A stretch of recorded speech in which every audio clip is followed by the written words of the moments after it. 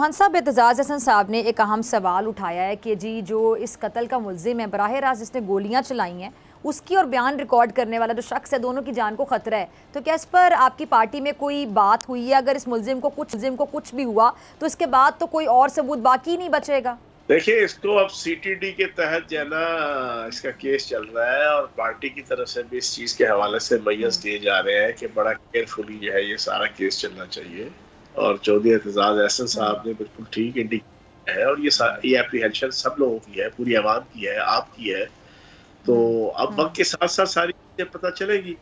और मेरा ख्याल है कि वहां पर जो दो अतराफ और थी जहां से फायरिंग हुई, जो असल फायरिंग है जिसकी वजह से सारे जना जख्मी। और मेरी इत्तला के मुताबिक जो बाकी दो जगहों से फायरिंग हुई है वो ऐसी बुलेट्स थी कि जिन बुलेट्स का जो अगला मवाद था, जो निकलता था उसकी धात, वो टुकड़ों में तकसीम हो जाती थी।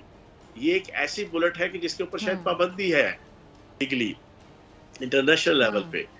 मेरी इंफॉर्मेशन में वो जब गोली जनाब हिट होती थी तो हिट होने के बाद उसका जो आगे जो उसकी धात थी वो टुकड़ों में तकसीम होके जो है ना वो लगी। तो वो जो बाकी दो जगहों से फायरिंग हुई वो लोग कौन थे? उनमें से भी बहुत से लोग, बहुत से जो है ना वो उसकी हवाले से जो है ना वो जिसे कहते हैं ना गॉसिप है। तो अब ये सारी चीजें जो है ना अगर अच्छे तरीके से फ्री एंड फेयर इसकी इन्वेस्टिगेशन हो तो इसमें से भी बहुत सी चीजें खुल सकती हैं और खुलेंगी इंशाल्लाह। ठीक है जी। अच्छा, ये जो लॉन्ग मार्च है, अब जारी बात है दोबारा ये कंटिन्यू होगा, वहीं से ये काफिला वहीं से अपना सफ़र दोबारा शुरू करेगा मज़ीद अज़म के साथ, मज़ीद पुरअज़म होके। तो ये लॉन्ग मार्च इस्लामाबाद जाकर क्या धरने की शक्ल इख्तियार करने वाला है?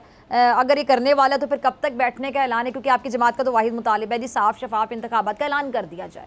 देखें, हम अब प्लानिंग के मुताबिक शाह महमूद कुरैशी साहब वज़ीराबाद से, KPK से परवेज़ खट्टक साहब और इसी तरीके से गिलगित बल्तिस्तान और कश्मीर से सारे काफिले इस अंदाज से चलेंगे कि एक दिन में वो सेम डे वो रावलपिंडी पहुंचेंगे। रावलपिंडी से फिर माहौल बनेगा कि जंज टुर पे बाजिया नाल में लुटिया पावा।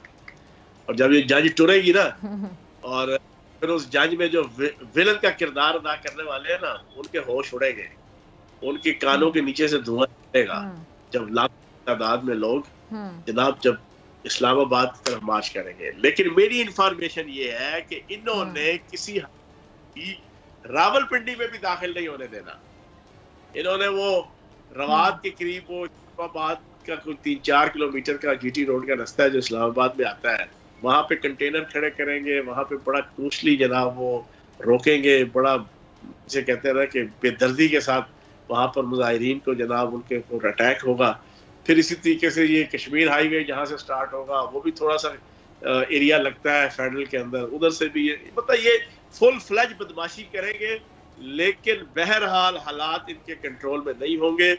अच्छी और सुटेबल अप्रोप्रिएट ऑप्टिमल सोल्यूशन यही है कि नया इलेक्शन की अनाउंसमेंट कर दी जाए। ये एस्टेब्लिशमेंट के लिए भी यही गुजारिश है हमारी, और ये जो चोर लुटेरे इस वक्त बसे खुदार हैं इनसे भी यही गुजारिश है कि भाई आप पिछले 3.5 साल सुबह दोपहर शराब कवाली पढ़ा करते थे, गजल पढ़ा करते थे, इलेक्शन कराओ इलेक्शन कराओ इलेक्शन कराओ। ठीक है, हुण असी कहते तो तुसी जनाब नसदे फिरदे हो तो जनाब क्यों भाग रहे हो?